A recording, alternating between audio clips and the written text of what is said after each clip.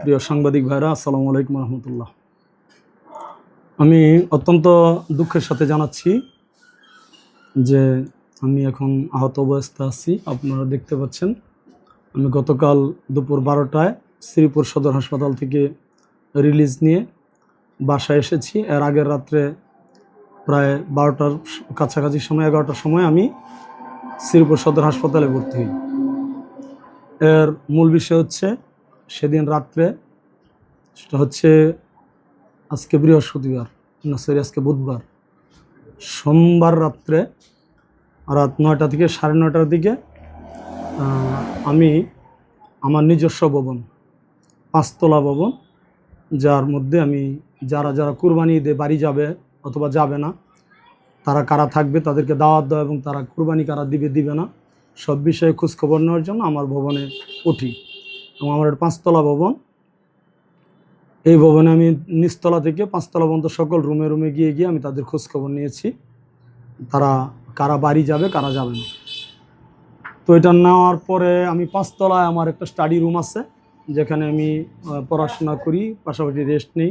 ছাদে, এটা চিলেকোঠায়, ওখানে আমি বসি। আবার ওখানে ওই আমাদের ছাত্র শিবিরের ভাইয়েরা অফিস করে, নিজস্ব তাদের একটা লাইব্রেরির মতো আছে, ওটা তারা ব্যবহার করে।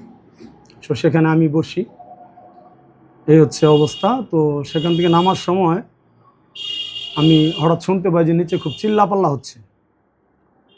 তো আমি যে ব্যাপারটা বলবো সামনে, এটা প্রথমে বলে নিচ্ছি যে চিল্লাপাল্লা শুনে আমি নিচে নামতে নামতে শুনি বলতেছে যে শ্যামল শুয়োরের বাচ্চা এই ফ্ল্যাটে কেন আসে, এই 5তলায় কেন আসে, এইটা বলতেছে আর চিল্লাচ্ছে। তারপরে আরেকটু নিচে 4তলা নিচে, আমার সিঁড়িটা হচ্ছে রাউন্ড সিঁড়ি, ওখানে উপরতলা থেকে নিচতলা পর্যন্ত দেখা যায় সব। তো আমি 4তলার একটা সিঁড়ির এক সাইডে গেলেই তার রুমের দরজা, 3তলার রুমের সবার দরজাই দেখা যায়।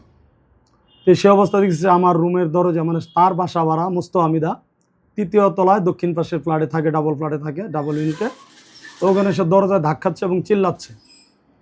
তখন সে বলতেছে, এই শ্যামল মাদারচোদ এই ফ্ল্যাটে আসে, তুই খানকির মাগি কেমনে যাস, মানে সে কাকে বোঝাচ্ছে আমি তখনও জানি না।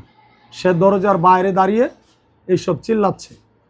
তখন আমি ঠান্ডা মাথায় চিন্তা করলাম কাকে গেলে দিচ্ছে। আবার বলতেছে যে শ্যামল মাদারচুতে এই বাসায় আসে, ওই ঘরে যায়, শ্যামল মাদারচুতে বিউটি পার্লারে যায়। আমি কথার কথা বলে রাখি, আমার 3য় তলায় যে পাশের ফ্ল্যাটটায় একজন বিধবা মহিলা, তার ছেলে নিয়ে থাকে, ওটা একসময় বিউটি পার্লার হিসেবে ব্যবহৃত। তো আমরা ওই রুমটাকে বিউটি পার্লার রুম হিসেবে চিনি। যে শ্যামল মাদারচুদ ওই বিউটি পার্লার রুমে কেন গেছে, তুই ওখান কি বিউটি পার্লার যাচ্ছে, এটা কইতে কইতে আমি দেখলাম যে সে তার স্ত্রী সম্ভবত দরজা খুলছে। দরজা খোলার পরে সে আসছে। তো আমি নিচে নামতে বললাই, তুমি আমার গালি দাও কেন, তুই করে বলছি, তুই আমার গালি দিতেছিস কেন। বলতেছে এই চুপ, একেবারে চুপ, তোরে গালি দিব না, মানে তুই 5তলায় কি করস, এরকম সে হুমকি দিচ্ছে। তারপরে আমি তার হাত নামার জন্য, সে আঙ্গুল এইভাবে তুলে আমার জন্য, আমি হাত নামার জন্য আমি বাম হাতে থাপা দিছি, থাপা দিয়া যে হাত নামাও, এটা কইতে সে হুড়মুড়ায় লাফায় বাঘের মতো আক্রমণ করছে আমার উপরে, এবং আমাকে পাশের দেয়ালে নিয়ে ঠেসা ধরে ব্যাপক আক্রমণ করছে। আমার এই যে নাক মুখ সব পাঠায় বেলাইছে, এবং পাশের রুম থেকে, ওই বিউটি পার্লার রুম থেকে করছে। এই যে দেখেন আমার সে মাইরা এইরকম, এই যে আমার পাঞ্জাবি এবং এই সাদা পাঞ্জাবি পরা ছিল, দেখেন তা সে আমাকে মাইরা আমাকে কীরকম করছে। এবং এটা হচ্ছে তার এই নমুনা, এই পাঞ্জাবিটা আমার গায়ে ছিল, এটা তারা সে সিরা এরকম করছে, দেখেন মাইরা আমার গলায় ধরে সে আমারে মারার চেষ্টা করছে। আর পাশের রুম থেকে যে বিউটি পার্লার, ওই বিউটি পার্লার বিধবা মহিলা এবং ওই তার ছেলে, আমার ছেলের সে বড় বিবাহ উপযুক্ত ছেলে, ওই ছেলে সহ তারা মা ছেলে আসা আমারে তারা সমানে ধারে ফিরাইছে। আর 2তলা গেছিল আমার ছেলে, এই যে শেখ সাদি, যার কথা ইতিমধ্যে আমি শুনলাম, সেও পাঞ্জাবি পাজামা পরা ছিল, টুপি পরা ছিল, সে দৌড়ায় উপরে উঠছে। সে 2তলায় একটা ব্যাচেলর রুমে ফ্রি থাকে, যেহেতু আমার বাড়ির ম্যানেজার, সে ওই রুমে সে কন্টিনিউ ফ্রি থাকে। সে দৌড়ায় উপরে উঠছে, এবং পাশের রুম থেকে আরও যারা পুরুষ ভাড়াটিয়া ছিল, উপরতলা নিচতলা, তারা থেকে এই দৌড়ায় আসছে চিল্লাপাল্লা শুনে। তারা এসে আমাকে উদ্ধার করছে এবং মুস্তাহামিদাকে ঢাকা রুমের ভিতরে পাঠিয়ে দেওয়া হয়েছে। এবং আমি সামনে লোকজনের সাথে তখন বসেছিলাম। মুস্তাহামিদা আমাকে ডাকতে, তুই শুধু একবার ঘরে আয়, তোরে প্রমাণ করে সারমু, তুই একবার ঘরে আয়, তোরে প্রমাণ করে সারমু তুই কি করস। তো আমি বলছি তুই ওটা বাইরে আয়, তোর ঘরে তো আমি যাবো না, তোর ঘরে যাবো কেন, তুই বাইরে আয়, বাইরে এসে তুই কথা বল আমাদের সাথে। ইতিমধ্যেই বাজারের লোকজন দৌড়ায় গিয়ে আসছে, চিল্লাপাল্লা শুনে দৌড়ায় উঠছে আরও বেশ কয়েকজন লোক। এবং এর মধ্যে বাজারের লোকজন যাওয়ার আগে আমি যেটা বুঝতে মোস্তফা ঘরে গিয়া দরজা দিছে, তার ওয়াইফকে গালিগালাজ করতে করতে দরজা দিছে।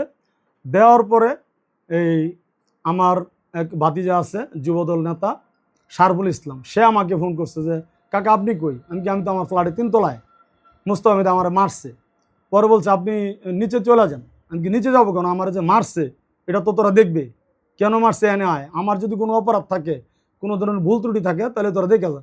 কয় বলেন কি, তাহলে হ্যাঁ তো এটা কইছে না, কইছে আপনি নাকি তারা আটকায় রাখছেন। আমি কেন, সে ঘরে দরজা দিয়ে বসে রয়েছে, তুই আয়। পরে সে বসে আরেকজনকে ফোন দিচ্ছে, সম্ভবত নুরুজ্জামান, সে আমাদের প্রতিবেশী এবং আমার প্রতিবেশী জাড়াতো ভাই নাতিন লাগে, সেও বিএনপি নেতা। তখন সে মোস্তফা তার ফোন পাইয়া আসছে, যেহেতু আমি ফোন দিই নাই, সে বাড়ি থেকে এখানে আসছে এবং সে আইসা দেখছে। এবং ওই বিউটি পার্লার রুম, পাশের রুম, এমনকি মোস্তফা তার রুম থেকেও আমরা 10-12 জন হয়ে গেছি ভাড়াটিয়া সহ। তখন তারা আমাদেরকে চেয়ার দিছে, আমরা বসে রয়েছি। মোস্তফা এতক্ষণ পর্যন্ত রুমেই বসা ছিল, বসা সম্ভবত সে থানায় ফোন দিচ্ছে। পরে শারফুল ইসলাম আমার বলছে যে মোস্তফা 999 ফোন দিয়া থানা পুলিশ খবর দিচ্ছে। তো ঠিক আছে, থানা পুলিশ খবর দিচ্ছে, আসুক থানা। তো আমরা আরও 10 মিনিট বসে রয়েছি যে কেউ আসে কিনা, আমরা যাতে যথাযথ উপযুক্ত প্রমাণ সহ তথ্য যা হয়েছে এটা যেন থানা পুলিশকে আমরা জানাইতে পারি। তারপরে আমার যেন অবস্থা খারাপ, আমার নাক দিয়ে রক্ত পড়ছে, চোখের গোড়া আঘাত, এই যে আপনারা দেখেন এখানে এইগুলি আমার সে ফাটাই, ঠোঁট ফাটাই বলেছে, এই যে ঠোঁটের ভিতরে, এবং দেখেন আমার সব ফাটাই বলেছে। হ্যাঁ, ঘুষি দিচ্ছে, মাথায় ঘুষি দিচ্ছে, প্রচণ্ড জোর আঘাত করছে। দেখেন আমার পেটে 2-3টা লাথি দিচ্ছে, আমার পেটের অবস্থা দেন, সেলাই, এই যে আমার এই সেলাইটা সে ফাটায় ফেলানোর জন্য সর্বোচ্চ চেষ্টা করছে। এবং পেটের সে নিচ দিয়া শুট মারছে এবং মারামারির সময় বলছে শুট মেরা তোর মাইরা ফেলামো। হ্যাঁ, এই কথা বলছে। আমার এই সেলাইয়ের মধ্যে আমার এটা অপারেশন করা, পিত্তথলি অপারেশন, ওপেন সার্জারি করা, এবং এইভাবে সে হত্যা করার জন্য আমার চেষ্টা করছে। এবং আমাকে বাঁচানোর জন্য যারা ছিল, মহিলা পুরুষ সবাই সর্বোচ্চ চেষ্টা করছে এবং তারা আমারে বাঁচাইছে। তারপরে তারা পরামর্শ হয়েছে আর বসে থাকা লাভ নেই, আপনার নাক দিয়ে ব্লিডিং হচ্ছে, এবং এই ছবিটা দিয়েন তো আমার হোয়াটসঅ্যাপে দেন। তো তারা আমার এই চেহারা দেখে তারা নিজেরা আমার নিচে নামে ছবি দিল, বলো আপনি হাসপাতালে তাড়াতাড়ি যান, কারণ নাকে ব্লিডিং হচ্ছে। আবার আমি বলছি আমার তলপেটে লাড়তি গেছি, আমার ওই যে এই ইয়াতে খুব তলপেটে মারাত্মক আঘাত হয়েছে, এটা কি বলে এই আমার ইয়াতে পেনিসের মধ্যে অন্ডকোষে আমি প্রচণ্ড ব্যথা হচ্ছে। তখন তারা বললো তাড়াতাড়ি নিয়ে যান। এটাই যে সে লাথি দিচ্ছে আমারে, ঠিক আছে, এটা লাথি বলছে আমার বুকের মধ্যে লাথি দিবে, সে ভাড়ার মধ্যে লাথি মারা লাগবে, এটা বলছে আর লাথি দিয়ে শুট করছে। পরে আমি তার থেকে বাঁচার, সে যখন গলায় জড়ায় ধরছে তখন আমিও তার হাত পা ছুঁড়ে আমি বাঁচার চেষ্টা করছি। এই তো সে লাথি আমার ভিতরে লাথি দিছে, আমি বলতে পারি না তো তখন কি হয়েছে। তখন এই যে লোকজনের ভিতর দিয়েও সে শুট দিতেছে আমারে, আর সে এইভাবে কইরা আসে মার্শাল আর্টের মতো মারার মতো অঙ্গভঙ্গি করতেছে আমার সামনে, এইভাবে মারবে। তো এইগুলি করে সে ঘরের ভিতরে গিয়ে দরজা দিয়ে ফেলাইছে এবং মাথার মধ্যে আমার প্রচণ্ড আঘাত করছে এই সাইডে, বা আমি কইতে পারি না, যাই হোক। তখন পরে তারা আমারে এই আমার পাশে যে dispensary doctor Barmi medical hall, এই ডাক্তার নিজে তার বাইক দিয়া আমাকে শ্রীপুর সরকারি হাসপাতালে নিয়ে আসে এবং ডাক্তাররা দেখে আমার ইমার্জেন্সি ভর্তি করছে। এবং প্রায় রাত 12টার সময় RMO হাসপাতালের যে প্রধান, সম্ভবত আমি ভালো করে চিনি না, উনি এসে আমাকে আবার অডিট ভিজিট করে গেছে এবং আমার শরীরের সামনে দেখে আমাকে টেস্ট দিছে, টেস্ট করাইছে এবং এটা পুলিশ কেস হিসাবে নিচ্ছে। এবং ওনারাই আমাকে পরীক্ষা নিরীক্ষা করছে, সাথে সাথে আমার ইঞ্জেকশন দিচ্ছে, ব্যথানাশক ইঞ্জেকশন দিচ্ছে এবং তলপেটের জন্য তারা আমাকে রেস্টে দিচ্ছে এবং আরও আনুষঙ্গিক ওষুধ দিচ্ছে। আমার প্রেসক্রিপশন বাসায় প্রেসক্রিপশন আছে, আমার কাছে আছে, দেখি আমার প্রেসক্রিপশন তো আছে, এই যে আমার প্রেসক্রিপশন আছে, অনেকগুলি আছে যারা আমারে ভর্তি করছে। এবং এই হচ্ছে এই হাসপাতালের আমার রিলিজ পেপার, আর এই যে পাশে আছে আমার শেষে অ্যাডভাইস করা ওষুধগুলি আছে যেগুলি ডাক্তার সাহেবরা করছেন। তো আমি গতকালকে 12টায় আমাকে রিলিজ দেওয়া হয়েছে, হ্যাঁ, এবং রাতেই আমার রাত 11টার পরেই 12টার পরেই আমার ছেলে মুজাহিদ হাসান রিয়াদ সে থানায় গিয়া অভিযোগ করেছে। এবং এটা হচ্ছে আমার সেই থানায় অভিযোগপত্র, এবং এটা হচ্ছে আমার সেই অভিযোগপত্র। আমার ছেলে রিয়াদ অভিযোগ করছে আমাকে কারাগারে হত্যা করছে। এবং এক্ষেত্রে আমি বলে রাখি, মোস্তফা মিদার যে ম্যানেজার ফয়সাল, আমি এই পর্যন্ত যতবারই যেতাম, হঠাৎ করে আমি কিছুই জানি না, যতবার ফ্ল্যাটে উঠতাম মোস্তফা মিদার ফয়সাল ম্যানেজারকে সে পিছন দিয়ে পাঠাইতো। দোকান থেকে ইন্টারকম একটা রাস্তা আছে যেটা দিয়ে ফ্ল্যাটে ওঠা যায়, মানে মূল গেট ছাড়াও যাওয়া যায়, এবং ওইটা দিয়ে তার ম্যানেজারকে আমার পাঠায় দিত। এবং ওই দিনও সে মোস্তফা মিদা আমাকে মারছে, তাকে পালাইতে সাহায্য করছে এবং আমাকে মারার জন্য খুব চেষ্টা করছে। হ্যাঁ, নিচে নামার সময় সে দরজার মধ্যে ছিল, সে আমাকে আক্রমণ করার চেষ্টা করছে। এবং ওই ফয়সাল সবসময় এইভাবে ক্যামেরা ধরে ধরে আমার পিছনে হাঁটতো। তখন আমি বুঝতে পারতাম, জিজ্ঞাসা করলে তুমি কোথায় যাও, বলে 5 তলা যাবো, ছাদে যাব। আবার বলতো যে 3 তলায় যাবো, ম্যাডামের রুমে যাব। এইগুলি বলতো, মুস্তফা স্যারের বাসায় যাব, এইগুলি বলতো। কিন্তু আমি বুঝতে পারতাম না। হঠাৎ করে একদিন দেখি যে তার ক্যামেরা অন করা, পিছনে থাকা। তখন তারা একদিন এসে বলছি, তুমি তো আমার ফ্ল্যাটে, তুমি আমাকে ক্যামেরা অন করে আমাকে ফলো করতে পারো না, এটা তোমার কোনো রাইট নাই, তুমি সাংবাদিক না, তুমি কিচ্ছু না, তুমি প্রশাসনিকও না, তুমি আমার ভাড়াটিয়া না, তুমি একটা দোকানে চাকরি করো, এর চেয়ে বেশি কিছু না। তো তারা এইটুকু বলছি, এছাড়া তার সাথে আমার কোনো সম্পর্ক নেই। কিন্তু গতকালকের ওই পরশু দিনের মারামারির সময় সে মোস্তফা মিদাকে পালায় যেতে সহায়তা করছে এবং আক্রমণের জন্য আমাকে ব্যাপক চেষ্টা করছে। আমি, হ্যাঁ, তার নাম ফয়সাল, সে গফরগাঁও বাড়ি, তারও মোস্তফা মিদার ক্যাডার। এবং আমি যতদূর জানি মোস্তফা মিদা যে আওয়ামী লীগ পতনের পরে তাকে এলাকায় আশ্রয় দিচ্ছে না, সে গফরগাঁওয়ের আওয়ামী লীগের যুবলীগের ক্যাডার, তাকে এখানে আশ্রয় দিচ্ছে মোস্তফা মিদা। এটা ম্যানেজার পদ চাকরি দিয়ে তাকে আশ্রয় দিচ্ছে মূলত। হ্যাঁ, আর মোস্তফা মিদা হচ্ছে মুরসালিন মামুন, মানবচরস্তা যুবলীগ ক্যাডারের ঘনিষ্ঠ বন্ধু। এবং তার আরেক ক্যাডার ভালুকার আরও বেশ কয়েকজন ক্যাডার আছে তার সাথে থাকে, এদের সাথে তার নিয়মিত যোগাযোগ। মুরসালিন মামুনের সে হলো ক্যাডার, মানবচরস্তা যুবলীগ নেতা। এবং মুস্তফা মিদা হচ্ছে যুবলীগ ক্যাডার। এবং মুস্তফা মিদা যুবলীগ থেকে আসা সে সরকার পতনের পরে জামাতে ইসলামীতে যোগ দেওয়ার নাম করে জামাতের প্রত্যেক মিছিল মিটিংয়ে সে আগে ভাগে থাকে এবং আমার সাথে নিয়ে থাকে, আমাকে রিকোয়েস্ট করে থাকে। আরেকটা কথা হচ্ছে, মুস্তফা মিদার ত্রিমোহনী বাজারে, তাদের নিজস্ব বাজারে তার ফার্নিচারের দোকান আছে। ওই দোকানটায় ওই যুবলীগ ক্যাডার হিসাবে এবং তার চাচারাও আওয়ামী লীগের নেতা এবং ক্যাডার, সোহরাব, মনির, তারা ওইখানে সন্ত্রাসী কার্যক্রম চালাতো আওয়ামী লীগ যুবলীগ হিসাবে। ওই মুস্তফা মিদার অফিসে বসে, ওই মুস্তফা মিদার অফিসটা 5ই আগস্ট একদম ভাঙচুর করে পুরা ঘোরা করে দেওয়া হয়েছে ত্রিমণি গফরগাঁওয়ের লোকজন, তারে জনগণ এসে তার এই সন্ত্রাসী কার্যক্রমের অপরাধে তার ওই শোরুম এবং তার অফিস, আওয়ামী লীগের অফিস, এটা ঘোরা করেছে এবং সম্পূর্ণ সেটা ছিল মুস্তফা মিদার। এবং মুস্তফা মিদা আমাকে অনেক রিকোয়েস্ট করে আমাকে সাথে নিয়ে গিয়া, যাতে সে বলি যে সে ইয়া করে না, এলাকায় কাজ ভালো করবে আর আসবে না, এই শর্তে তার ভাঙ্গা ফ্রিজ টিজ আমাকে সাথে নিয়ে গিয়ে নিয়ে আসছে। এবং আমি জানতাম না, নেওয়ার পরেও আমাকে বলছে চলেন বাড়ির যাই, কিন্তু তার বাড়িঘর যে ভাঙচুর হয়েছে এটা আমি জানতাম না, তার দোকান যে ভাঙচুর হয়েছে এটা আমি জানতাম না। এরপর আমার এখানে এসে বলছে যে আপনার এখানে আমি থাকবো, আপনি ইয়া দিবেন না। আমার এখানে আরও 5-6 বছর আগে থেকে থাকে, তো সে যে যুবলীগ ক্যাডার এটা জানতাম না। তবে এখানে রুমান আলী টুসিকে সে এখানে আনছে, তার অফিসে আইন সম্বর্ধনা দিছে। দুর্জয়ের সাথে তার অনেকগুলি ছবি ছিল, এগুলি পরে ডিলিট করছে।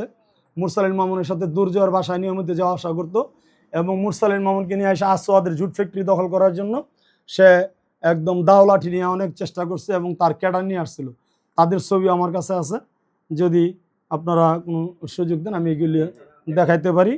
তার ক্যাডারদের যে ছবি, হ্যাঁ, এইগুলি আছে এবং তার ক্যাডাররা সবই তার পরিচিত এবং এইগুলি ওই মুস্তফা মিদার ক্যাডার হিসেবে তারা পরিচিত। আমি এই যে দেখেন মুস্তফা মিদার ক্যাডার যারা, এই যে এটা হচ্ছে এই যে এরা হচ্ছে গফরগাঁওয়ের সন্ত্রাসী, এদেরকে আপনারা দেখবেন, এরা প্রয়োজন করে নিতে পারেন। আচ্ছা, এরপরে আরও যদি দেখাই, এদেরকে যারা শেল্টার দিত, এই যে দেখেন, এই যে আরও 2জন যুবলীগ সন্ত্রাসী, এখানে আরও একজন জুলাইয়ের ইয়া আছে মুস্তফা মিদা ওই সময় যাদেরকে নিয়ে আসছিল। একজন পিছনের নাম হলো রাজীব, সন্ত্রাসী রাজীব, মোটরসাইকেলের পিছনে যে আছে, মাঝখানে যে আছে তার নাম আমি জানি না, আর সামনে যে আছে সে হলো আরেকটা জুলাই গণহত্যার আসামি হুমায়ুন কবির হিমু, পিতা ইমান হোসেন, সেও এখানে আছে, সে বাইক চালাচ্ছে। এবং এইগুলি আরও আছে, এই যে দেখেন মুস্তফা মিদার পিছনে আরেকটা দেখেন দাউনিয়া আছে, এই লোকটার নামও মুস্তফা, সেও গফরগাঁও থেকে আগত সন্ত্রাসী, মুস্তফা মিদা নিয়ে আসছে। এবং তার সামনে আছে হাজি ফাহাদ এবং মাঝখানে আরেকটা ছেলে আছে, সেটার নামটা আমি জানি না। এরা হচ্ছে মুস্তাফিদার ক্যাডার, যাদেরকে সে এখানে নিয়ে আসা আশ্রয় দেয়। এবং দেখেন এইভাবে এই পিছনের লোকটার নাম মোস্তফা, এটা মোস্তাফিদে আমাকে বলছে এই লোকের নাম হলো মোস্তফা। তাদেরকে সে গফরগাঁও থেকে নিয়ে আসা এখানে জুট ব্যবসার সমস্যা মারামারি করে জুট ব্যবসা দখল করছিল মোরসালিন মামুনকে নিয়ে। তো এই হচ্ছে মুস্তাফিদার ডিটেলস। মুস্তাফিদার নামে জুলাই হত্যায় বাসন থানা বা গাছা থানায় তার নামে হত্যা মামলা আছে। এই হত্যা মামলা বা জুলাই হত্যা মামলার মুস্তাফিদা আসামি। তো এটাও আমি আপনাদেরকে দেখাই দিই যদি একটু সুযোগ পাই। আর মুস্তাফিদা জুলাই হত্যা মামলা সে আসামি, এটা আমার কাছে আছে। সে হচ্ছে, আর একটা মিনিট,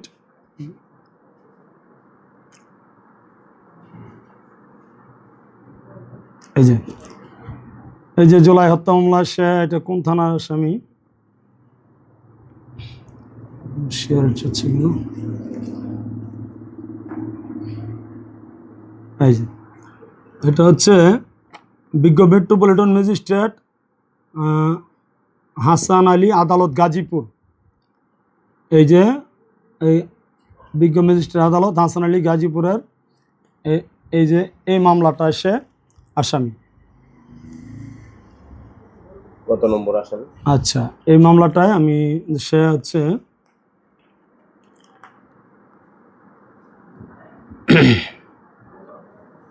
মামলার বাদী হচ্ছে সোহেল। এটা কোর্টে মামলা। এই মামলাটায় মুস্তাফিদা আসামি হচ্ছে 188 নম্বর আসামি সে। এই যে দেখেন 188 নম্বর সিরিয়ালে সে জুলাই হত্যা মামলার আসামি। এখানে আমি যদি পড়ে শোনাই আপনাদেরকে আমি দিতে পারবো। মোস্তফা মৃধা ওরফে বোমা মোস্তফা 35, পিতা জালাল মৃধা, সাং সুতার চাপুর, পাগলা, জেলা ময়মনসিংহ। এই যেটা আপনার আবারও ভেরিফাইড করে নিতে পারেন। কোন থানায় হয়েছে এটা আদালতের মামলা, আদালতে গ্রান্টেড। এটা মামলা হচ্ছে 20/5/25। এই যে আপনারা দেখে নিতে পারেন, মামলার তারিখটা সিল সাপোর আছে। ঠিক আছে, এটা আমি যতটুকু জানি মামলাটা তদন্তাধীন। যাই হোক, এখন মুস্তাফিদা আমাকে যে ওই দিন 5তলা থেকে নামার পরে আমাকে আক্রমণ করছে, তার যদি পূর্বাপর কিছু প্রেক্ষাপট বলি তাহলে এটা বলতে হয় মুস্তাফিদা মূলত আমার এখানে আছে 21 সাল থেকে। এখানে আমার 5তলা ভবনের নিচতলায় সে নাবিল ফার্নিচার নামে, হ্যাঁ আওয়ামী লীগ করে, সে এখন আওয়ামী লীগ করে। তাকে জামাতে আনার পেছনে মুখ্য ভূমিকা কার? না, এটা আমি জানি না মুখ্য ভূমিকা কার, এটা আমি জানি না। আমরা তো সবাইকে দাওয়াত দিই। এলাকায় শেল্টার দিত কে? না, এলাকার শেল্টার বলতে কিছুই না। সে আমার দোকান এই কি বলে যে অ্যাডভান্স দিয়া ভাড়া নিয়ে সে আমার দোকান ভাড়া থাকে। এবং আমি তো তার গ্রামের বাড়ি চিনতাম না। সে এলাকা 21 সালে আসছে। 21 সালে তো এই দেশে অনেকেই আওয়ামী লীগ ছিল। এটা তো আর আমার জানার বিষয় না। 21 সালে সে আওয়ামী লীগের মিছিল করছে। 24 সালে নির্বাচনে রোমান আলী টুসি তার শোরুমে আসছে। এটা তো তখন এলাকাবাসী এক ধরনের গর্ববোধই করতো যে এমপি আইছে। এটা আমার সাথে কোনো সম্পর্ক নাই। আর সে জামাতে আনছে বলতে, এখন জামাতে কে আনছে ওই যে সে নাম বলছে, কারা কারা তার জামাতে আনছে।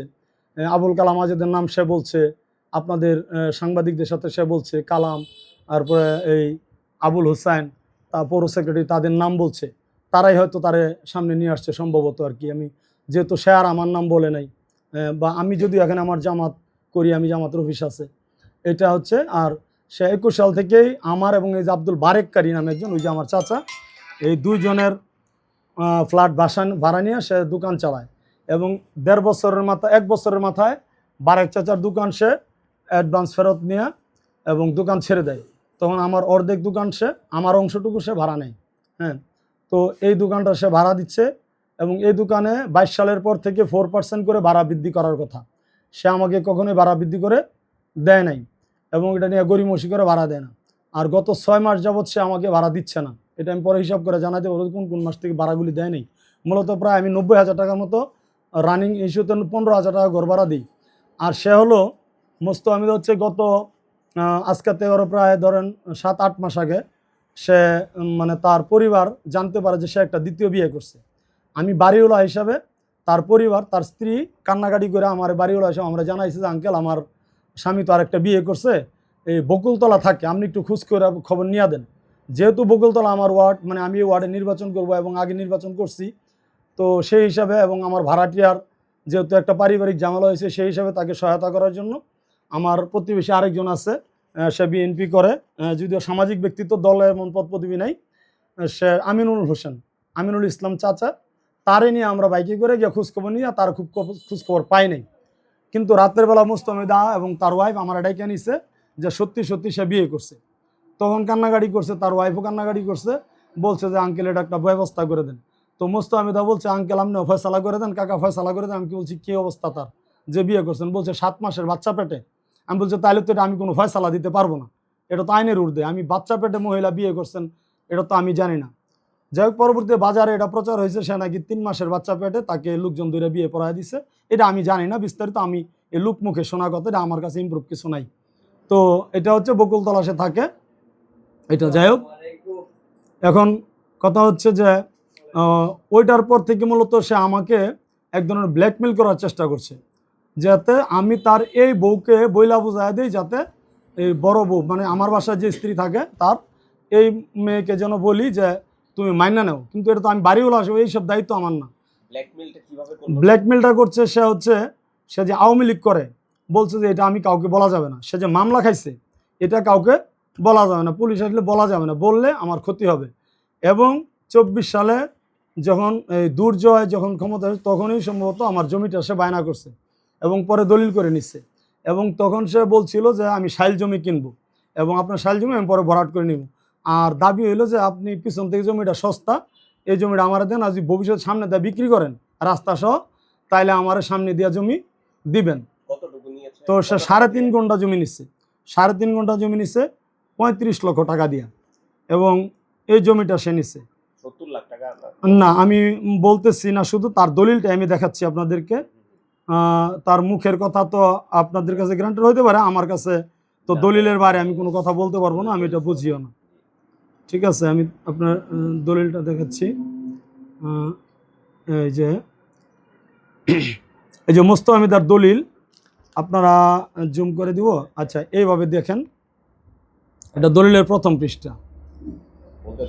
এবার দেখেন দলিলে লেখা আছে জমি দলিলের প্রকৃতি সাব কবলা দলিল, মৌজা নম্বর 7, পৌরসভা শ্রীপুর, থানা শ্রীপুর, জেলা গাজীপুর। এখানে কত টাকা উল্লেখ আছে? 35 লক্ষ টাকা। আপনারা জুম করে দিচ্ছি, আপনি দেখেন, এই যে দেখেন হাতে লেখা আছে একদম 35 লক্ষ টাকা। আচ্ছা, 35 লাখ টাকা দিয়ে জমি কিনছে সে, ওখানে মিথ্যা বলছে, 70 লাখ টাকা বলছে। দেখেন হস্তান্তরিত সম্পত্তির পরিমাণ 6.125%। জমির শ্রেণী শাইল, দেখেন জমির শ্রেণী শাইল, মূল্য অঙ্কে কথায় 35 লক্ষ টাকা মাত্র। ঠিক আছে, এখানে প্রথম পৃষ্ঠা জমির হেডলাইন পৃষ্ঠাতে লেখা আছে জমির শ্রেণী শাইল, মূল্য 35 লক্ষ টাকা, 6.125%। এক্ষেত্রে আমার কোনো আপত্তি অভিযোগ কিছুই নেই। এবার জমির ক্রেতা হচ্ছে মুস্তামিদা, বিক্রেতা হচ্ছে মুবারক হোসেন। আমি বিক্রি করছি হলো পৈতৃক সূত্রে প্রাপ্ত হইয়া, এটা জমির ভিতরে গদের ভিতরে আছে, ডিটেলস আছে। আমি পৈতৃক সূত্রে বিক্রি করছি, আমি পৈতৃক রেকর্ড সূত্রে, আমার নামে রেকর্ড নাই, আমার বাবার নামে রেকর্ড সূত্রে, দাদার নামে CSS এ, এই সূত্রে আমি জমি বিক্রি করছি। জমি বিক্রি করার পরে ঝামেলা, জমি নিয়ে কি ঝামেলা? আচ্ছা, জমি নিয়ে কোনো ঝামেলা নেই। সে জমি নিয়ে ঝামেলা এটাই, সে জমি কিনছে শাইল, সে আমার দোকান সহ সামনের জমি দখল করতে চায় এবং তার এই জমির ইয়াটা বলি তফসিল, এই যে জমির তফসিল পরিচয়, এটা আপনারা ভিডিওটা নিতে পারেন। জমির তফসিল পরিচয়, আচ্ছা, এই জমির তফসিল পরিচয় হচ্ছে গাজীপুর শ্রীপুর, গাজীপুর মৌজা, জেএল নম্বর কেওয়া 7 নং, শ্রীপুর বেড়াইদের চালা। এসে হলো 737 নম্বর, RS 382 নং, খতিয়ানভুক্ত জমি। এসে 1069 নং, দাগ RS 3927 3927 নং দাগে শাইল জমি। দেখেন আবারও লেখা আছে মাঝখানে, দেখেন শাইল জমি 39 দাগে 3939 দাগে শাইল জমি। চৌহদি তো দেওয়া আছে। হ্যাঁ চৌধুরী বলতে পড়তেছি, সাইল জমি 37% কাতে, 37% কাতে, মানে ওই সাইল জমিটা 1939 দাগে, 3939 দাগে সাইল জমি আছে 37%।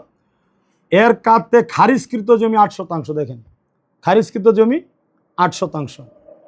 ইহার কাতে আমার বিকৃত জমি, বিকৃত সাইল জমি, দেখেন ইহার কাতে আমার বিকৃত সাইল জমি লেখা আছে, দেখেন বিকৃত সাইল জমি 6.125%। এবার এই হলো আমার মূল বিষয়, শ্রীপুর ভূমি অফিস 24/281 জুত নম্বর। সম্পত্তির চৌহদ্দির বিবরণ, সম্পত্তির চৌহদ্দির বিবরণ আমি চৌহদ্দিটা আপনাদেরকে একটা গ্লান্সে দেখাই। এই দেখেন উত্তরে পৌর রাস্তা দেওয়া আছে, আপনারা একটু ভিডিওটা নিয়ে আনেন, আমি এরপরে পরে শোনাচ্ছি। উত্তরে পৌর রাস্তা, পূর্বে চায়না লিগ পাওয়ার বিডি লিমিটেড ফ্যাক্টরি ওয়াল, দক্ষিণে দাতার নিজ, পশ্চিমেও দাতার নিজ মানে আমার নিজের। আর পূর্বে রাস্তা লেখা আছে, দেখেন রাস্তায় কোনো ফুট উল্লেখ নাই। আমার কথা ছিল যে 3 ফুট রাস্তা আমি তাকে দেব, জমিতে যাওয়ার জন্য 3 ফিট রাস্তা দিব, ওই কথা বলে বিক্রি করছি। সে যেহেতু মৌখিকভাবে বলছিল যদি সামনে জমি বিক্রি করি তাহলে তো তার রাস্তা খুব একটা প্রয়োজন নেই, তখন আমার 3 ফুট রাস্তায় সে বলছিল। এখন সে সামনে দিয়া আমার জায়গা আছে মাত্র 102 ফিট আমার পুরা মার্কেট, তো এর মধ্যে সে পুরো জমি দাবি করতেছে, 3.5 ঘন্টা জমির জন্য সে পুরো জমি দাবি করতেছে। অথবা বলছে কমপক্ষে এখানে একটা মাদ্রাসা হয়েছে আমার বাড়িতে, মাদ্রাসার গেটের পূবের পুরো অংশ তাকে দিয়ে দিতে হবে। অর্থাৎ আপনি জমি এক জায়গায় বিক্রি করছেন, সে আরেক জায়গায় দখল নিতে যাচ্ছে, এবং এখানে আমার আগে 16 লক্ষ টাকা দিয়া। এই কথাটা একটু বলেন। হ্যাঁ জমির যে ব্যাপারটা, হ্যাঁ জমি এখন সে বলতেছে ও ব্ল্যাকমেলের যখন আমি শিকার, সে তাকে আওয়ামী লীগের পরিচয় দেই না, সে জামাতের মিছিল মিটিংয়ে যায়, তখন সে ব্ল্যাকমেল, এবং এটা হচ্ছে তার বিয়ের পরের ঘটনা। বিয়ের পরে বলতেছে যে কাকা আমি জমি সামনে থেকে নেব, পিছন থেকে জমি নেব না। আমি বলছি আপনি যেখানে জমি আছে সেখান থেকে নেন। এবং সে করছে কি, আমার একটা দোকান ছিল, এই দোকান খালি দোকান, আমার ভাড়াটিয়া বের করছি, এবং এর ফাঁক দিয়ে বলতে হয় যে এটা আমার এখানে ইসলামী ব্যাংক আছে, মস্ত আমি দেয়, এবং আমি পার্টনারে ইসলামী ব্যাংক আনছি। মূলত পার্টনার হলো ব্যাংক একজনকে ব্যাংক দেয়, ডাবল পার্টনার হলে ব্যাংক কখনোই কাউকে দেয় না। তো এখানে মূল নাম হলো মুস্তফা আমিদা, যেহেতু 23 সালে ব্যাংক আনছি, তখন মুস্তফা আমিদার নামে পুলিশ ভেরিফিকেশন হয়। আমার যেহেতু রাজনৈতিক মামলা ছিল, জামাত ইসলামী মামলা ছিল অসংখ্য, এই কারণে আমার নামে পুলিশ ভেরিফিকেশন হয় না। মুস্তফা নামে কোনো তখন মামলা ছিল না, যেহেতু আওয়ামী লীগ করতো। আমি আওয়ামী লীগ করতে জানতাম না, আমি জানতাম সে ফ্রেশ, মামলা নাই সে, এবং ব্যবসায়ী, এবং ব্যবসায়ী ছাড়াও ব্যাংক কাউকে এজেন্ট দেয় না। এবং এই হিসাবে পৌর জামাত ইসলামের উপজেলা আমি নুরুল ইসলাম ভাই, এবং আমি মোবারক হোসেন এবং মুস্তফা আমিদা, 3 জনে যৌথ সিদ্ধান্তে এই ব্যাংক এজেন্ট ব্যাংক ইসলামী ব্যাংকের শাখা হিসেবে আমরা এজেন্ট ব্যাংক আনি, এবং এটার মূল মালিক মূলত হলো মুস্তফা আমিদা। আমরা হচ্ছি পার্সন টু পার্সন ডিডের, আমাদের কি বলে এটা, চুক্তিপত্র অনুযায়ী আমরা মালিক। পরে মুস্তফা আমিদার ষড়যন্ত্রের কারণে জামাত ইসলামীর তখনকার উপজেলা আমির, হ্যাঁ মাওলানা নুরুল ইসলাম সাহেব, মাত্র 3 থেকে 4 মাসের মধ্যে এই ব্যাংক থেকে বিদায় হইতে বাধ্য হয়েছে। মুস্তফা আমিদ আয়সা বলছে যে তৎকালীন ব্যাংক ম্যানেজার, যে সম্ভবত উনি আয়সা বলছে যে কোনো জামাত ইসলামীর আমিরকে ব্যাংকের মালিকানায় রাখা যাবে না, আপনি তাকে বাদ দেন।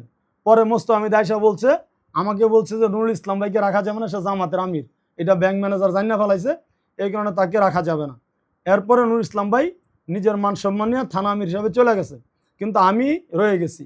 এবং সে 1 বছর পরে গরিমসি কইরা, আমি জানতাম না যেটা গরিমসি, কিন্তু 1 বছর পরে 24 সালে আইসা সে আমার সাথে ব্যাংকের ডিড করছে, ব্যাংকের ডিড আমার কাছে আছে। এবং কথা বলি যে ব্যাংকের কথাটা কেন আসলে একটু পর আবার বলবো। এই ব্যাংকের এটিএম বুথ করার জন্য আমি আমার ভাড়াটিয়া দোকান থেকে বের করে দিছি। ওইটা যে দোকানটাই বের করেছি, এই দোকানটা আমার 1 তলা বিশিষ্ট একটা ভবন, যেটা তৈরি করতে আমার 16 লাখ টাকা লাগছে। আজকে তো আরও প্রায় 7-8 বছর আগে, 18-19 সালে করছি। তখন সেই ভবনটা মুস্তফা আমিদ দখল করতে চাইছে কবে, যেদিন আমার সম্বন্ধী, আমার স্ত্রীর বড় ভাই মারা গেল, এই রমজান মাসের 10-12 দিন আগে, আমার ঠিক ডেটটা এই মুহূর্তে মনে নেই, আপনাদের কথা বলে আমি আগে জানলে বলতাম। সেই মৃত্যুর দিন এই বাজারের দোকানদাররা বললো যে আপনি কোথায়, আপনার দোকান তো মুস্তফা আমিদা দখল করতেছে। তো মুস্তফা আমিদা এই আমার ম্যানেজার শেখ সাদিকে বললাম যে আপনি তো মুস্তফা আমিদাকে ফোন দেন তো। সে নাকি আমার দোকান দখল করতেছে। পরে ফোন দেওয়া বলতেছে, হ্যাঁ শ্যামল কি এই দেশের জমিদার নাকি, সব জমি কি তার নাকি, তার জমি দখল করে সে কী করবো, হ্যাঁ আমি জমি দখল করবো, সে যা পারে করুক, হ্যাঁ এটা বলছে। পরে আমি তারে ফোন দিলাম, আমি ফোন দেওয়ার পরে বলতেছে, বেটা তুই কি এই দেশের জমিদার নাকি একাউই, তোরই কি জমি আছে, তুই কি জমি বেচছ? আমি কি ভাই কাকা ভাই আপনি আসেন, বাবা না বলা আপনি থাকেন, আমার সম্বন্ধী মারা গেছে, যেহেতু আপনারাও তারা চিনে আপনিও তাদেরকে চেনেন, আমার সম্বন্ধী রফিক ভাই মারা গেছে, উনি বনশ্রী গাড়ির ডাইরেক্টর, অনেক শ্রীপুরের একজন গণ্যমান্য ব্যক্তি, উনি সাডেনলি মারা গেছে, আমরা এখানে আছি, মৃত ব্যক্তির বাড়িতে আছি, আপনি আসেন, হ্যাঁ রিয়াদের নানির বাড়িতে। উনি বললো, বেটা তুই তোর জানাজা লইয়া থাক, আমি আমার দোকান দখল করি। এই কথা বললে সে তার ফার্নিচারের দোকান থেকে এসে দোকানের মধ্যে এই খাট এবং ওয়ার্ড্রোব এগুলি নিয়ে জমা করছে। তখন আমি 12টার সময়, জানাজা হয়েছিল 5টায়, মারা গেছে আমার সম্বন্ধী ভাই মারা গেছে সকাল 9টায়, তখন দুপুর 12টা আমি আমার ম্যানেজার সহ আসছি, আয়সা দিকে মুস্তফা নাই, আমি আসার খবর শুনে সে চলে গেছে। তখন তার মিস্ত্রির দিকে বললাম যে আমার দোকানে রাখছো কেন, কয় ভাই বলছে। তখন বললাম রাখবা, কয় না নিয়ে যেতেছি। পরে নাকি সে ফোন দিয়া বলছে নিয়ে যাওয়ার জন্য, নিয়ে গেছে। পরে আমি শাটার লাগায় রাখছি। এরপরে আমি এই ভবনে আরেকতলা ভবন বানাইছি 6 মাসের মধ্যে, এটা এখন 2তলা ভবন এবং মাদ্রাসা ভাড়া দিছি, এবং নিচতলা আমি এই বারেক চাচার কাছে ভাড়া দিছি, এক্সটেনশন করা দোকান ভাড়া দিছি, এবং 2তলাও আমি মাদ্রাসা ভাড়া দিছি। মাদ্রাসা আমার 2 মাস ধরে ভাড়া চলতেছে, অলরেডি ইতিমধ্যে 2 মাস ধরে ভাড়া চলতেছে। এবং মোস্তফা তখন আমার সম্বন্ধে মরার পরে 1 সপ্তাহ পরে আমাদের তখন নুরুল ইসলাম ভাই থানা আমির, ওনার কাছে জামাতের আমির, ওনার কাছে বিচার দিছে যে আমি জায়গা দিচ্ছি না। তারপরে নুরুল ইসলাম ভাই, কালাম ভাই এবং পৌর সেক্রেটারি বর্তমান আবুল হোসেন, তাদেরকে দিয়ে একটা জুরি বোর্ড কইরা আমারে ডাকছে। শ্রীপুর মডেল মসজিদে বলছি, বৈশা আমার সাথে কন্ট্যাক্ট করছে মডেল মসজিদের বারান্দায় বৈশা, যে আমি বলছি হ্যাঁ যে জায়গা কিনছে দলিল দেখেন, দলিল অনুযায়ী আমি তার জমি দিতে সম্পূর্ণ প্রস্তুত, যেদিন কয় এদিন জমি, এবং জমি আগে থেকে দেওয়া, ওখানে কোনো স্থাপনা নাই, ফ্রেশ জমি, লেখাও আছে ফ্রেশ, দলিলে কোনো স্থাপনা সহ বাউন্ডারি সহ কোনো জমি নেই। আমি যে জমি কিনছি ওই জমিটা আমি তাকে বুঝাই দিতে চাই, কোনো দায় দায়িত্ব আমি নিতে চাই না তার জমির, যে জমি কিনছে এটা সে নিবে। তারপরে তারা এখানে আসছে, এসে জমির পজিশন দেখছে, বলছে তাহলে রাস্তা বাড়ায় দেন, এই 8 ফিট দেন। আমি বলছি আমি 8 ফিট দিতে পারবো না, আমি বলছিলাম 3 ফিট। আমি এখন তার আপনারা রিকোয়েস্ট করলে, জামাত ইসলামী লোকজন যেহেতু রিকোয়েস্ট করছে, আমি তার 6 ফিট রাস্তা দিতে পারি। তারপরে এই দিন তারা চলে গেছে।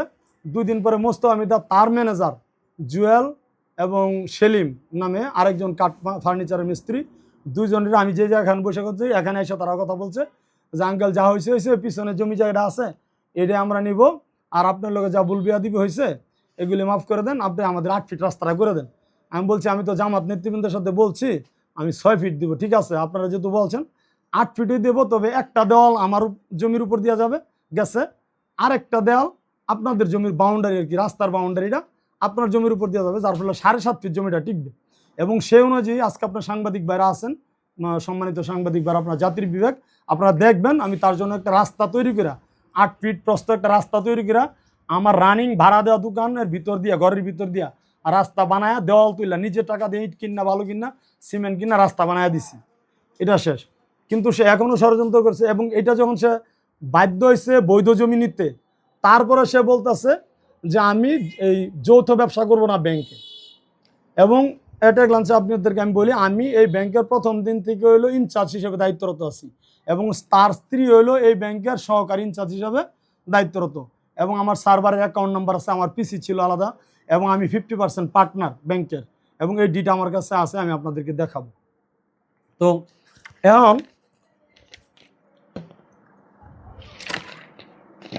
দুঃখিত, তো সে আবদার শুরু করছে সে আর যৌথ ব্যবসা করবে না আমার সাথে, মানে যেহেতু জমি জায়গা মতন তারা বুঝাই দিছি, এখন সে আমার ব্যাংকে যৌথ ব্যবসা করবে না। সে দাবি করতেছে হয় শ্যামল কাকা ব্যাংকে থাকবে, নয় আমি ব্যাংকে থাকবো। তখন আমি নুরুল ইসলাম ভাইয়ের কাছে গেলাম, যে এর সাথে এরকম বলতেছে, আপনি তো ব্যাংক থেকে চলে আসছেন ডিট হওয়ার আগে, এখন তো 1 বছর আগে ডিট হয়েছে, এখন সে বলতেছে হয় সে থাকবে না আমি থাকবো। এখন আমি কেমনে নিব বলেন, আপনি নিলে প্রায় 2-3 বছর সময় লাগবে, এটা ব্যাংকের হেড অফিসের বিষয় আছে, ব্যাংকে কখনোই মালিকানা পরিবর্তন খুব সহজে করে না। ইতিমধ্যে সরকার পরিবর্তন হয়েছে, এখন মালিকানা ব্যাংকের পরিবর্তন করা অনেক ঝামেলা, ব্যাংকে অনেক ঝামেলা চলতেছে, পারবেন না, প্রয়োজন আপনি সরে যান। সে হয়তো আপনারা সরা দেওয়ার জন্য বলতেছে। তখন আমি আইসা বললাম যে ঠিক আছে হিসাব করেন। তো সেই হিসাব করছে যে সে ব্যাংকে প্রায় 27 লক্ষ টাকা দিছে, আর তার হিসাবে আমি ব্যাংকে প্রায় 21 লক্ষ টাকা দিছি। তো 50% থাকলে আমরা সেটেলমেন্টের টাকা আপ ডাউন থাকে, অ্যাডলেস করে কোনো সময় আমি 5 লক্ষ টাকা দিয়ে ব্যাংক চালাই, সেটেলমেন্ট চালাই, এটা আপনারা ব্যাংক সম্বন্ধে ধারণা থাকলে বুঝতে পারবেন। মানে সেটেলমেন্টে কিছু গচ্ছিত ক্যাশ রাখা লাগে। এটা কোনো সময় আমার 5 লাখ বেশি দেওয়া থাকে, কোনো সময় তারও 5 লাখ 2 লাখ বেশি দেওয়া থাকে। এরকম যেদিন আমরা হিসাব করছি ওই দিন সে বলছে আপনি 21 লাখ পাবেন গেলে গা, আর আমারও যদি চলে যায় আমি, তাহলে আমার 27 লাখ টাকা দিয়ে দেবেন। আমি বলছি বাবা আমার কাছে টাকা পয়সা নাই, আমি 21 লাখ ওই দিচ্ছি, কষ্ট করে পার্টনার হয়েছি। এখন যদি হয়তো যে 5 লাখ আপনার 6 লাখ আপনার, এটা আমরা অ্যাডজাস্ট করতে পারি, কিন্তু আমি 27 লাখ টাকা দিয়ে আপনার বিদায় করতে পারবো না। আর ব্যাংক যেহেতু আমি বুঝা পাবো না, আর ব্যাংকের নিয়ম হচ্ছে আমি তাকে টাকা দিয়ে দিতে হবে 27 লাখ। এখন 2 বছর 3 বছর যাই লাগুক আমি ব্যাংক পরে পাবো, কিন্তু টাকা দিতে হবে নগদ। দরখাস্ত দেওয়ার সময় তাকে টাকা বুঝাই দিতে হবে, ব্যাংক মাইনে নিব এটা। আর আমারে দিলে আমাদের শুধু ইন্টারনাল ডিটটা ছিঁড়ে ফেললেই হবে। এখন সে আমাকে টাকা দিবে, পরে সে বিএনপি নেতৃবৃন্দ যারা আছে, কায়েস মোল্লা, দুলু মিয়া, তাদেরকে ধরছে ব্যাংকের হিসাব করে দেওয়ার জন্য, বাইরে নেতৃবৃন্দকে ধরছে। এবং একটা মজার তথ্য দিয়ে দিই, সে যে আওয়ামী লীগ করে, সে গফরগাঁও গিয়া জামাত ইসলামী করছে নির্বাচনের আগে, দাঁড়িপাল্লার জোয়ার দেখা, এবং এটা আমি জানতাম না। পরে আবার এই শ্রীপুরে নির্বাচনে যেদিন হারছে, পরে শুনি বিকাল 4:30 রেজাল্ট দেওয়ার আগেই সে গফরগাঁও থেকে পালায় আসছে, নিগোয়ার ইউনিয়ন থেকে পালায় আসছে। বিএনপির লোকজন তাকে সন্ত্রাসী হিসাবে তাকে দৌড়ায় দিছে, এবং সে আবারও পালায় আসছে। এবং আজও পর্যন্ত আমি যতটুকু জানি সে নিগোয়ারি তার যাইতে পারে না, উঠতে পারে না, এবং আওয়ামী লীগের সন্ত্রাসী হিসাবে সে তাই ওখানেও নাকি সে মামলা টামলা আসামি আছে, আমার জানা নাই। আমি ওগুলি আমি ডকুমেন্ট চিনি, আমি উইদাউট ডকুমেন্ট বলতে পারবো না, তবে সে ওইখানে আর যাইতে পারে না, এটা আমি জানি। এখন ওই জায়গা থেকে পালায় আইসা নির্বাচনের পরের দিন সে এসে বিএনপির অফিসে, এখানে আমাদের আসওয়াদের সামনে বিএনপির অফিস আছে, এবং আরেকটা অফিস আছে সম্ভবত বিএনপির যুব দলের অফিস বা স্বেচ্ছাসেবক, ওই 2 অফিসে সে মিষ্টি বিতরণ করছে। সে বিএনপির সাথে মিলেমিশে মিষ্টি বিতরণ করছে, এটা তার ইচ্ছা। সে রাজনীতি করবে, কোনটা করবে এটা তার খুশি, এটা আমার কোনো অভিযোগ নেই, সে করতেই পারে। সে জামাতের সাথে কোনো সংস্কার নির্বাচনের পরে আছে কিনা আমি জানি না, যাই হোক নির্বাচনের পর তার আর সম্পর্ক নাই। এখন সে ব্যাংক থেকে আমাকে বের করে দিবে। এখন জমির কথা যদি বলি, ওই জমিটা তারা বুঝাই দিছি। আর তার চতুর্থ যেই ব্ল্যাকমেলিংটা, সে আমাকে ব্যাংকে আর এখন রাখবে না, ইতিমধ্যে আমার কথা চলে আসছে। এবং এই ব্যাংক সে আসবে না। এরপরে যে সে জুরিপুর চাইলো বিএনপি নেতা এই কায়েস মোল্লা এবং দুলু মিয়া, একজন স্থানীয় দোকানদার ব্যবসায়ী, ডিশ ব্যবসায়ী, তারা এই ব্যাংকের হিসাব করে দিল, ব্যাংকের অ্যাকাউন্ট অফিসার সহ।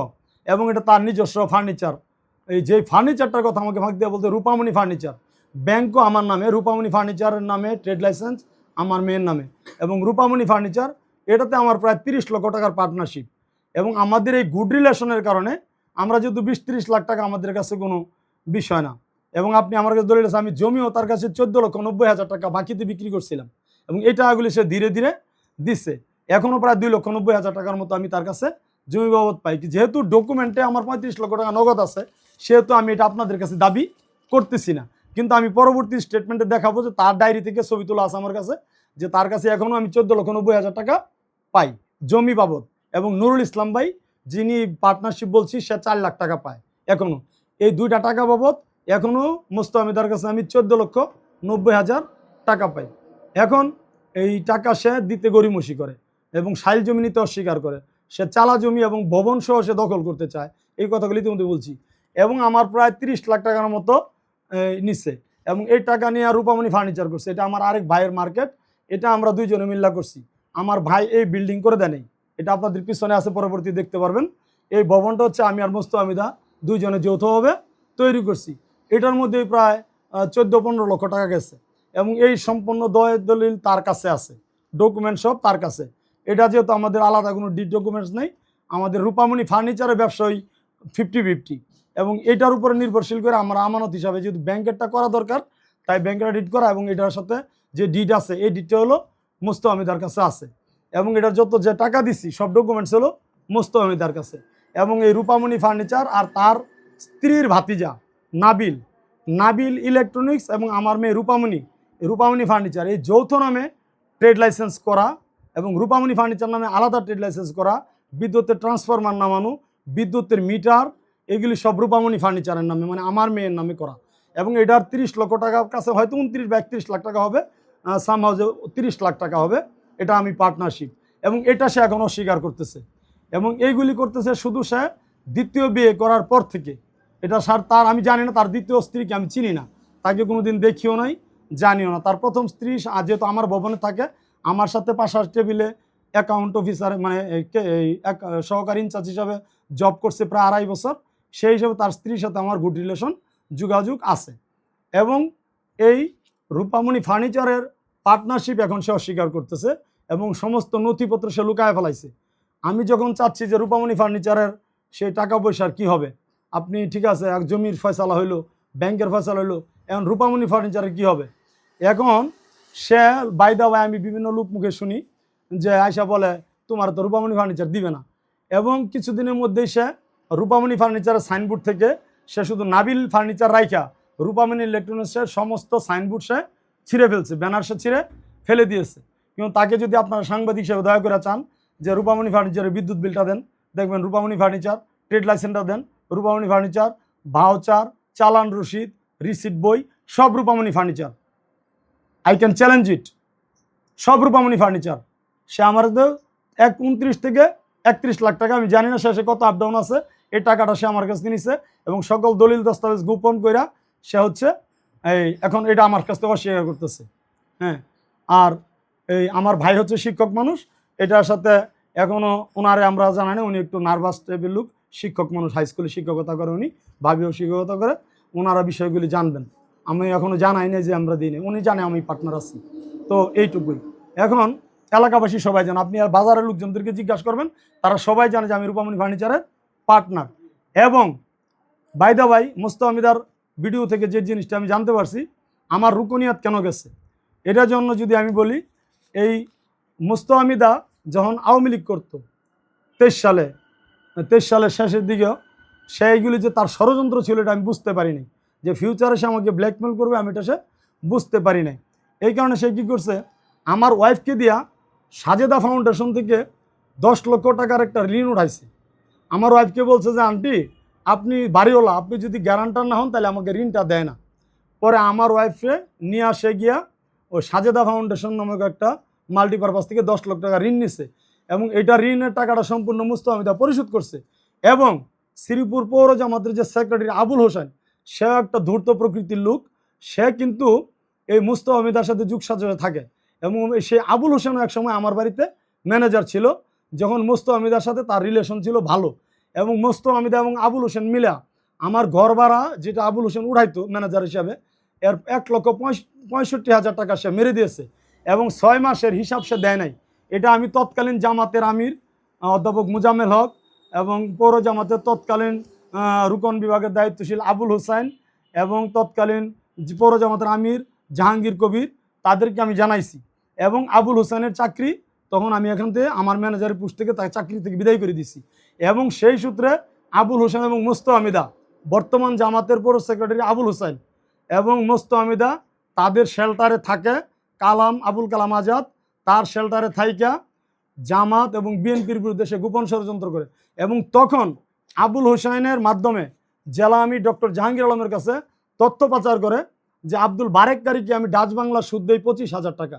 মূলত আব্দুল বারেককারী এবং আমি যৌথভাবে আমাদের রুনাবিলা এবং নাজমুল টাওয়ার নামে যৌথ 5তলা ভবন করছি, যেই ভবনে আজকে মারামারির ঘটনা ঘটছে। এই ভবনে বারেক চাচা আমার কাছে অনেকগুলি টাকা পায়, হ্যাঁ, সেটা প্রায় 8-9 লাখ টাকার বেশি।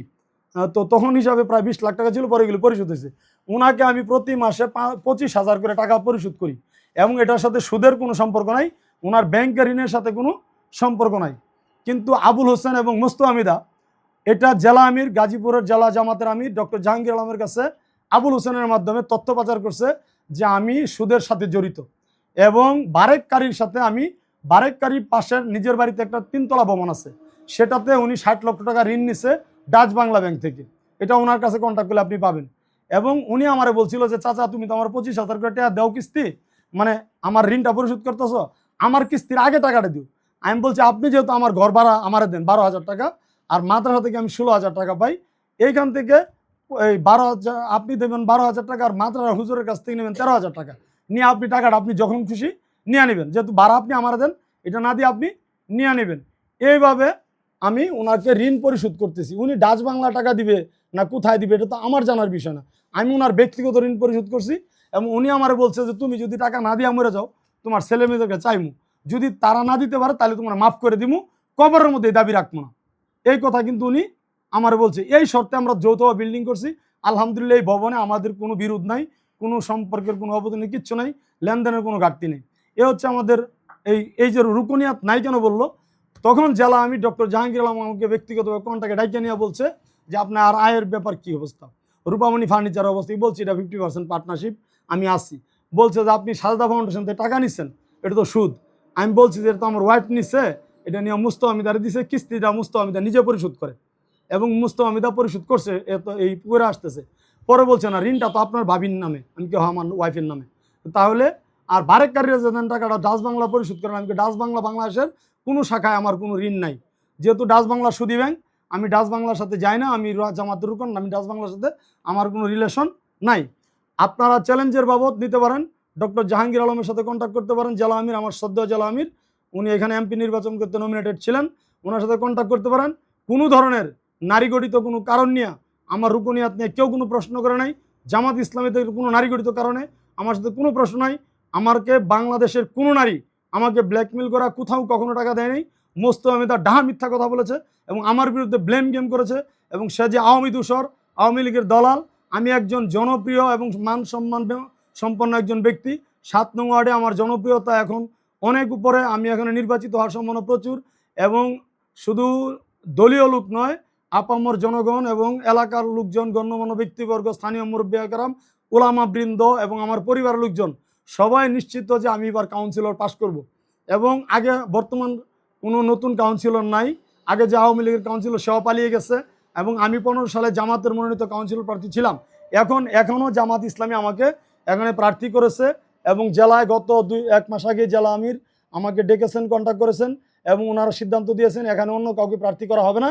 আমি যেহেতু জামাত ইসলামীর রুকন ছিলাম, এবং সেই যে আমাকে মাল্টিপারপাসের ওয়াইফ আমার যে ঋণ নিয়েছিল, মুস্তামি থেকে ঋণ নিয়েছিল, ওটার জন্য আমার রুকনিয়াত বলছিল আপনি প্রয়োজনে ইস্তফা দেন।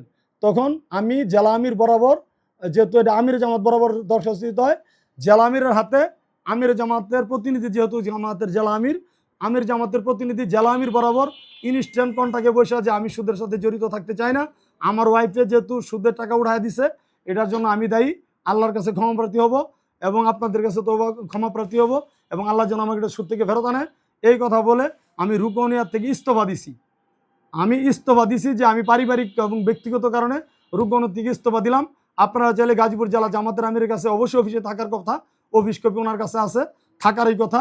আমি যেহেতু জামাত সুশৃঙ্খল একটা দল, নিয়মতান্ত্রিক গঠনতান্ত্রিক আল্লাহ নৈতিক দল, তাদের কাছে আমার ডকুমেন্ট থাকে। ওই দরখাস্তটা আপনি দেখবেন, আমি ব্যক্তিগত কারণে, পারিবারিক কারণে ইস্তফা দিছি।